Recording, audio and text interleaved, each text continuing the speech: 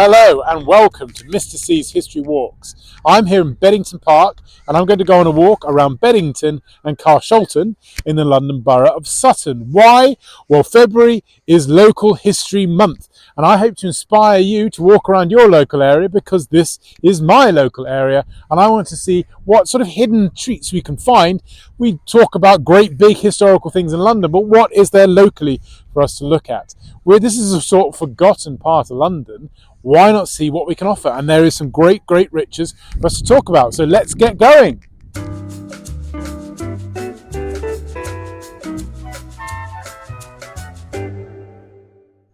This is Carew Manor, or as it's now known, Carew Manor School.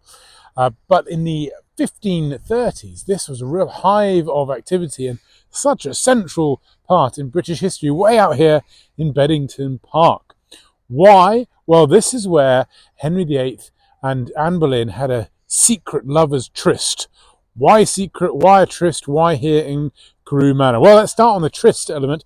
They were madly in love, or so we are led to believe, certainly from many of the love letters that Henry had written to Anne Boleyn. But of course it was secret because he was still married to Catherine of Aragon. Now it's very famous that his marriage to Catherine of Aragon was not going very well. She hadn't produced the son that he was desperately wanted, and he was very keen for that divorce, which is another story. Anyway, he secures that divorce eventually and of course marries Anne Boleyn, but the relationship really fostered here. So they would meet here in secret at Carew Manor because it's a bit away from London. It was about 8 miles from the Greenwich Palace where he might have been, but it's also significantly 14 miles the other way from Hever Castle and Boleyn's, where her family is from. So they could meet secretly in their lovers' dalliance. How could they do it here and why here? Well, this was the home of a man called Sir Nicholas Carew. Nicholas Carew was a member of the Privy Chamber, Henry's Privy Chamber, but it also helped that he was Anne Boleyn's cousin, so they could very much have their dealings here.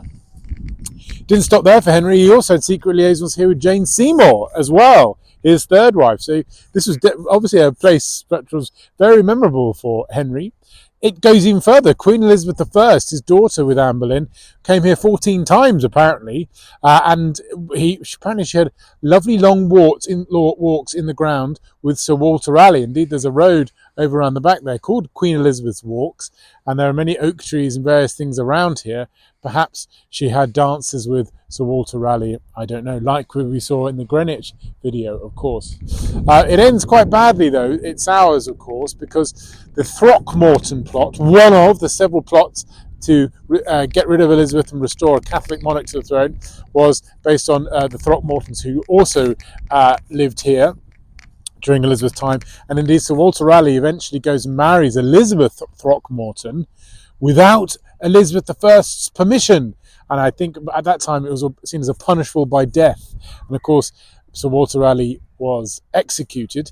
Now, it's believed that he was executed and buried in the Tower of London, but there's some suggestion that Elizabeth Throckmorton took Sir Walter Raleigh's head and buried it in the grounds of Carew Manor. So there's a bit of, maybe that's a myth, but is Sir Walter Raleigh's head actually buried here in the ground of the Carew Manor? So really interesting place. The Carews eventually, they had to sell it. They ran into financial trouble and it became an orphanage for women for about 100 years in the 19th century. And as I say, now it's a school. But it's interesting, there is still a Tudor hall. Most of that building is probably a bit later, but there is still a Tudor Great Hall there, grade 2 listed, which you can go and see occasionally. And we still have this grounds here. I'm in the middle of the sort of what was kind of the approach to the house. It would have been a grand drive, but it's all kind of been grown over now, and it forms main part of the Park of Beddington. But isn't that interesting? Maybe forgotten now, but what an integral part of Tudor history came about in this rather unknown manor house.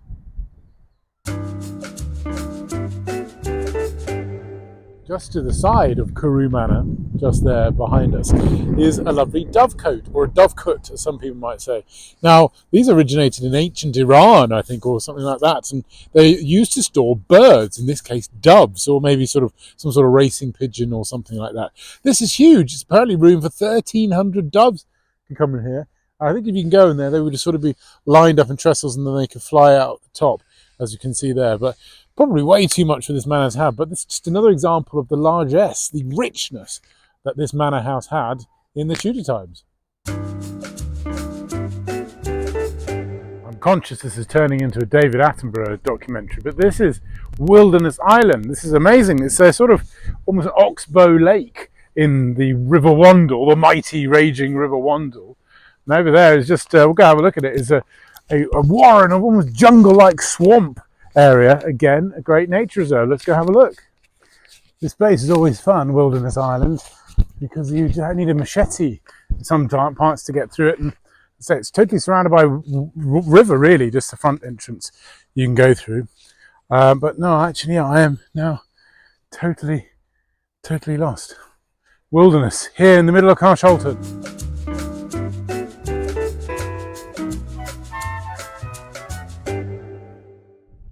Just here are the icons of Carshalton, one of my favourite bits of Carshalton. These are the stink pipes, the stink poles. How wonderfully ornate they are. Look at them, there's crown on the top and a sort of weather vane. And what's amazing is their purpose is to get rid of noxious smells and, you know, gas and fumes from the sewers. They came about after the 1875 Public Health Act across all of London and probably even the UK, which is, you know, it used to be that waste, poo, etc. used to collect in cesspool pits, and it was horribly stinky. So what they did is they put the sewers in, and then they had these pipes so that the gas doesn't explode and that the noxious smells went off at a higher height. Very nice, very hygienic. I don't think they're functional and necessary now, so they sort of stand here, kind of forgotten. And now during the Second World War, lots in London, they were taken down and the scrap metal was used to desperate need, but luckily here in Carshalton we've kept them all, and they are beautiful, they are wonderful, and they're dotted around all over the place. There's some really strikingly beautiful ones.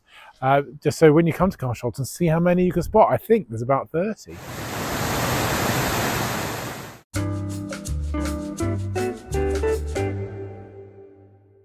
This is a huge tree. Indeed, there's a plaque underneath it which says it is the tallest and, most importantly, the widest London plane tree in Britain.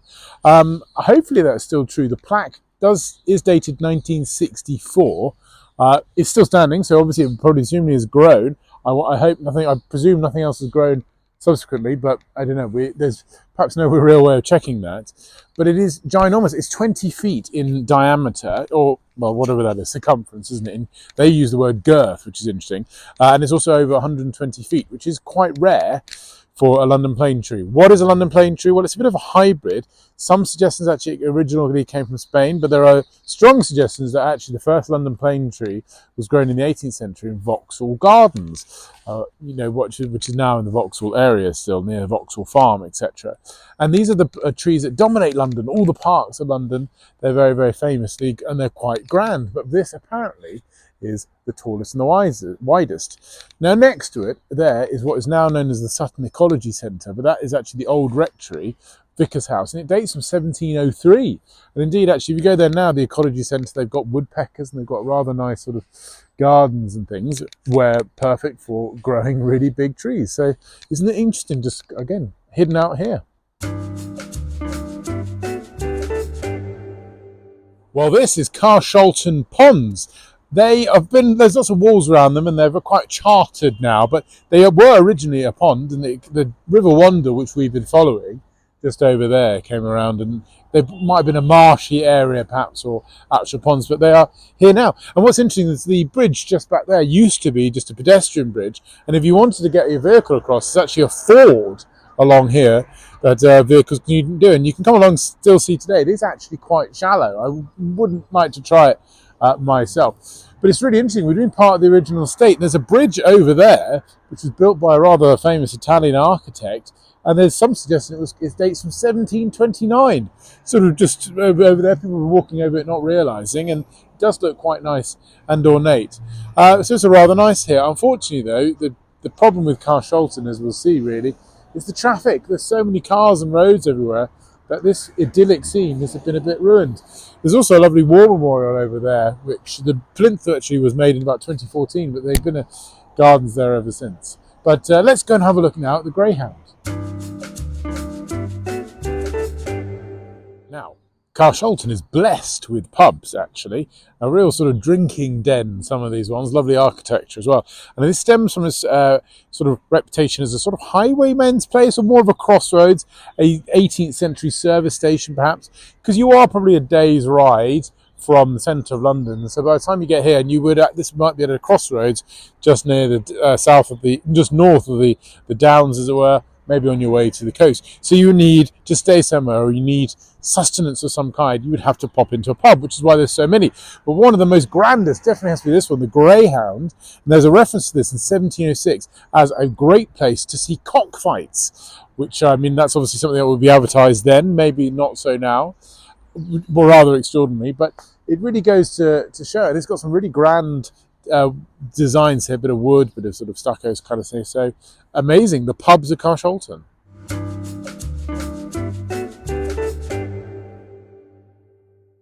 Well, at this crossroads is what is known as Anberlin's Well, and indeed there's a little sort of sad sign here that says Anberlin's Well. And there's a rumour, or definitely a myth, which suggested that one time Anne Boleyn's horse, she was in her cart and she was going along this road here, her horse threw off its horseshoe, made a hole in the ground, and it made that spring.